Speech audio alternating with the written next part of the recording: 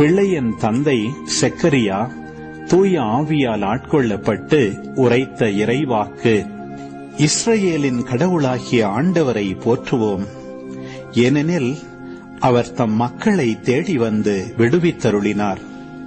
தம் தூய இறைவாக்கினர் வாயினால் தொடக்க முதல் அவர் மொழிந்தபடியே அவர் தம் ஊழியராகிய தாவீதின் குடும்பத்தில் வல்லமையுடைய மீட்பர் ஒருவர் நமக்காக தோன்றச் செய்தார்.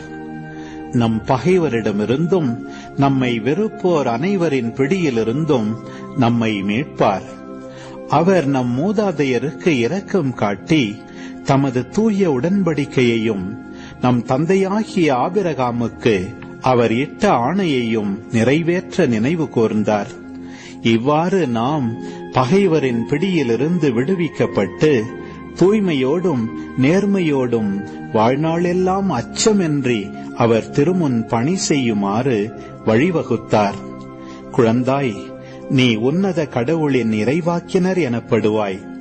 ஏனெனில் பாவ மன்னிப்பால் வரும் மீட்பை அவர் தம் மக்களுக்கு அறிவித்து ஆண்டவருக்கான வழியை செம்மைப்படுத்த அவர் முன்னே செல்வாய்.